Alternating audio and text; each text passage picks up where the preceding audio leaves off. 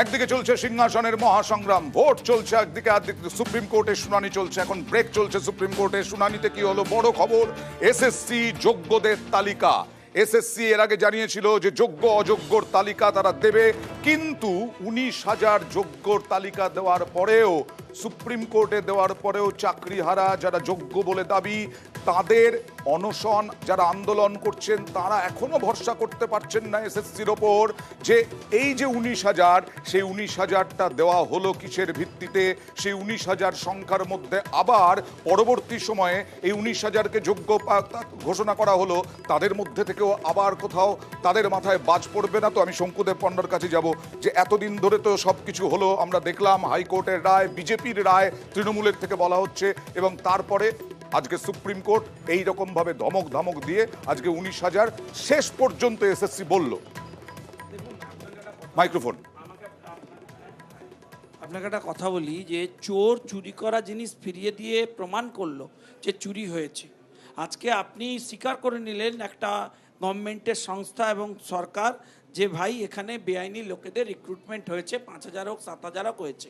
এখন মুশকিল হচ্ছে এই 5,000 7,000 বেআইনি রিক্রুটমেন্ট হয়ে যাওয়ার পর কোনোভাবে এই তদন্ত প্রক্রিয়ায় আর স্টে দেওয়ার জায়গা নেই। যে আজকে সোমবার পর্যন্ত সুপ্রিম কোর্ট বলেছিল যে সুপার নিউমেরি পোস্ট কেন কারা তৈরি করেছেন সেটা নিয়ে ইনভেস্টিগেশন আজকে পর্যন্ত হচ্ছে, একটু স্টে থাকুক বা একটু স্লো চলুক বা স্পেসিফিক কোনো অ্যাকশন নেওয়া যাবে না।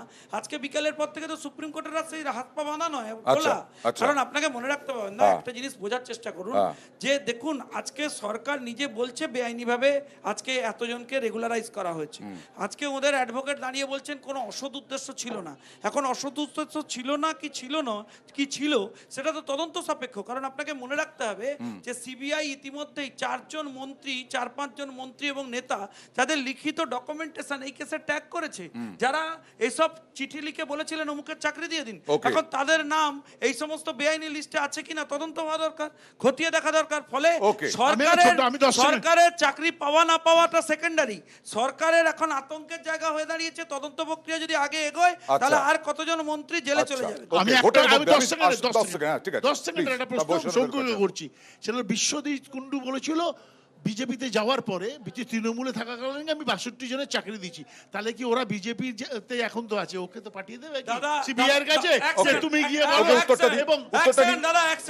পশ্চিম বাংলায় শিক্ষায় শুধু চাকরি দেওয়া আর না দেওয়ার দুর্নীতি নয়, পুরো শিক্ষা ব্যবস্থার সিদ্ধানা ভেঙে গেছে।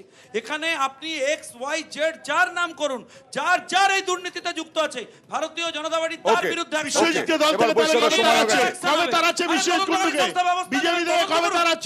তদন্ত করুক।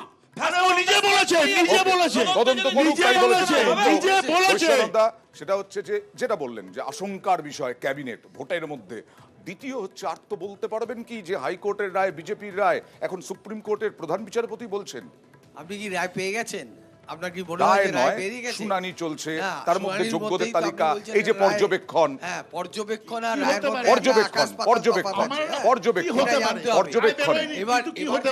বলছিলেন না যে চিঠি লিখে নাকি চাকরি হয়েছে, চিরকুটে চাকরি বলে বাজারে একটা কথা চলে। আমি আজকে সুপ্রিম কোর্টটা বলছি, হ্যাঁ আমি সুপ্রিম কোর্টে কিন্তু এখনো রায় আসেনি। পর্যবেক্ষণ, আমরা কারুর চাকরি খাওয়ার পক্ষে নয়, যেটা বিজেপি আর বিকাশ ভট্টাচার্য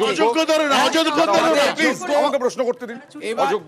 এবার এসএসসি একটা যোগ্যতার তালিকা দিয়েছে, এসএসসি তালিকা দেওয়ার পরে সুপ্রিম কোর্ট বিবেচনা করছে, কিন্তু বিজেপি পার্টি যেটা করবার চেষ্টা করছে, নানান ধরনের ব্যাপক কেলেঙ্কারির নায়ক যারা, তারা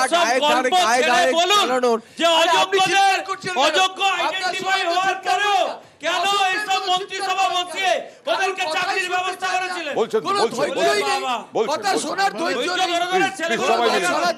কত ধৈর্য ধরবো? আরে আপনারা তো একটা ছবি দেখালেন তো, ছবি দেখালেন, সেই ছেলেটি এখানে এসেছিল, তাকে আমি পেয়েছিলাম জনতার দরবারে।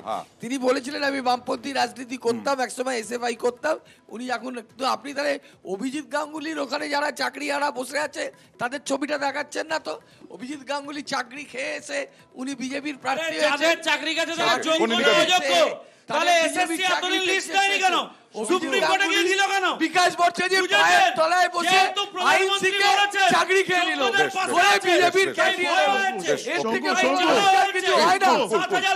চাকরি খেয়ে নিয়ে প্রধানমন্ত্রী আমি একজনকে বলতে বলছি ভাই, please। এক মিনিট, শঙ্কু, শঙ্কু, যে প্রধানমন্ত্রী বলেছেন যোগ্যদের সে চাকরি দেবে, তাহলে প্রধানমন্ত্রী 69,000 চুরি আরে হয়েছে যোগীর যোগ্যদের রাজ্যে। দেওয়া উচিত, যোগীর লিগাল রাজ্যে করবে। 69,000 চাকরি চুরি হয়েছে, বিজেপি চাকরি চুরি করেছে। সেগুলো কি হবে? ওকে, ওকে। সেগুলো কি হবে? Please, please। সেগুলো কি আচ্ছা, হবে? আমি বলছি যোগীর রাজ্যে চুরি হয়েছে। যে একটা কথা চুরি হয়েছে। সুভাষিস দা, একটা কথা ভেবে কমিটি দেখুন যে দেখতে পারে না, কংগ্রেস এটা শূন্যতে চলে গেছে। ওকে ওকে এইসব চারটে বলে লাভ নেই, রাজ্যে ঘুরে বেড়াচ্ছে। এইটা আলোচনার বিষয় না। তারপরেও ওনাকে ঠিক করুন আগে, কংগ্রেসকে please, সামলান। please, please। সকাল থেকে দাঁড়িয়ে এক পড়ছে। মিনিট, এক মিনিট। তারপরেও তৃণমূল কি করে আজকে বলে, লজ্জা কি ওদের একটুও নেই? একটুও লজ্জা নেই, এত নির্লজ্জ। সিপিএম আর বিজেপির লজ্জা আছে যে আচ্ছা, আপনি যখন বলেছিলেন বলিনি। উনি বলেননি। আপনি উনি যখন বলেননি। বলেছিলেন Please, বলিনি। আপনি যখন বলেছিলেন বলিনি। এইটা গণতন্ত্র নয়। আপনি যখন Okay, বলেছিলেন okay, ঠিক, বলিনি। ঠিক, গলা উঁচু বলুন, আমিও বলুন। করতে পারি। দিদি গলা বলুন। উঁচু, না, গলা please, উঁচু please, আমিও করতে পারি। গলা উঁচু আমিও করতে পারি। Okay, please. জেনে রাখবেন, বৈশ্যনাথ গলা দা- উঁচু আমিও করতে পারি। একের পর এক এসএসসি আজকে স্বীকার করে নিল। এই হাইকোর্টে তাহলে এই নাটক করলো কেন? হাইকোর্টে এই নাটক করলো সরকারের নির্দেশ ছাড়া হয়েছে, ওপরের তলার নির্দেশ ছাড়া হয়েছে। একটা রাজ্য সরকার, গোটা রাজ্য সরকারটা দায়ী এর জন্য, এসএসসি দায়ী। আজকে যারা বসে আছে চাকরিতে এসএসসি দায়ী। আর এখন তো জানেন ওই ক্যাবিনেটে যারা ছিল, সে শুভেন্দু অধিকারী ছিল, যারা ছিল ছিল না, প্রত্যেকে ছিল না। তার ওই মধ্যে দিয়ে- অন্যায় সিদ্ধান্তে এক শুভেন্দু মিনিট, অধিকারী ছিল না। শঙ্কু, এসব জড়ালে হবে সে না। এখন 2016 সালে কেউ রিজাইন্ডার দেবে না, 2016 সালে কেউ মনে রাখবে না, প্লিজ। ওকে প্রধানমন্ত্রীর তো যারা মুখ্যমন্ত্রী আর শিক্ষামন্ত্রী যারা ওকে, ওকে, ওকে। ক্যাবিনেট মন্ত্রী, দেবাশিস দা। আজকে উঠে যাচ্ছে, দেবাশিস দা। ফলে স্বাভাবিকভাবে দেবাশিস দা। সবাই শঙ্কিত আছে ওকে, আজকে, ওকে। সবাই শঙ্কিত। আর তৃণমূলের লজ্জা এতে আরে চুপ করে থাকা। সিপিএম আর বিজেপি এক। বিকাশ ভট্টাচার্য চাকরি গেছে, বিকাশ ভট্টাচার্য শাস্তি হবে। সেখানে হাইকোর্টে চাকরি পরীক্ষা হারারা দিয়ে বলছেন, চাকরি হওয়া লোকেরা চাকরি বেরোবে হারারা তো। বলছেন, বিকাশ ভট্টাচার্য অন্যায় করেছে, বিকাশ ভট্টাচার্য কি অন্যায় করে একজন থামুন, please, আরেকজন থেমে আরে যাবেন। বিকাশ ভট্টাচার্য একটা একজন থামুন। তাদেরকে চাকরি একটা দেবে। দুর্নীতিগ্রস্ত লোক, ঘুষ যারা একটা খেয়েছে, বেবিচারী তারা লোক। আবার একজন বলছেন এই থামুন, কথা। আরেকজন আবার থামুন। কথা তারা আবার বলছেন। বলছেন এই কথা। বিকাশ ছি, ভট্টাচার্য বসে, অন্যায় ওকে, করেছে। ওকে, please। ছি। আপনি শুনলেন দেবাশিস না? দা। ধরেছে অন্যায়টা কি করেছে? প্লিজ, প্লিজ, মাইক্রোফোন অফ করে দেবো, মাইক্রোফোন অফ করে দেবো, প্লিজ, প্লিজ না। হ্যাঁ, হ্যাঁ। দেবাশিস দা, আমি বলছি আজকে মোদি যাই বলুন না কেন, পাশে থাকার কথা মমতা বন্দ্যোপাধ্যায় বা তৃণমূল, যোগ্যরা বলছে আমরা রাজনীতি চাই না, তাদের কি হবে? সেটাই, মানে দেখুন এতক্ষণ এখানে যে আলোচনাটা হচ্ছিল শুনতে খুব খারাপ লাগছিল, এবং আমি জানি না কেন বিশ্বনাথ দা এটাকে ডিফেন্ড Okay. করছেন। আসলে সুপ্রিম কোর্ট বলে দিলেন যে এটাতে অনেক জালিয়াতি হয়েছে বা হ্যাঁ, সমস্ত কিছু। হ্যাঁ। তো সুপ্রিম কোর্ট তো আর সিপিএম বা কংগ্রেস বা পুরো বিজেপি system নয়। জালিয়াতি। তো অতএব কোথায় এই দেখান তো এই Please, কথাটা? please, এই please, কথাটা বলে শেষ দিলে করতে হবে? দিন। আপনি দেখান, ঠিক আছে, বলেছে। ঠিক আছে। আমি বলছি যে আজকে আরেকটু একটা কথা advance ভুল করতে কথা হবে। বলবেন না। বলেছে, আমি বিচার বলছি করতে- যে আজকে ছেলেগুলোর তো জীবনটা নষ্ট হয়ে গেছে, আরে এতগুলো আমরা ছেলে চাকরিটা 10 বাঁচাতে বছর চাই। ধরে আপনারা চোরেদের, যোগ্যদের, যোগ্যদের চাকরি খেয়ে খুব নিয়েছে। দুর্ভাগ্য, আনফরচুনেট যে একজনকে বলতে দিলাম তিনি বলার সুযোগ পাচ্ছেন না। বসে আছে। কালীঘাট ঘিরে ফেলবে যারা টাকা দিয়ে চাকরি নিয়েছে। ওকে, তাদের যদি সিংহাসনের চাকরি বাঁচানোর মহাসংগ্রাম, চেষ্টা না করে, কালীঘাট- ভোট চলছে, তার মধ্যে এইটা একটা নতুন বিতর্ক, নতুন তর্ক বিতর্কের বিষয় হয়ে দাঁড়িয়েছে। কিন্তু যোগ্য, দেবাশিস দা যেটা বলছিলেন, যোগ্যদের কি হবে?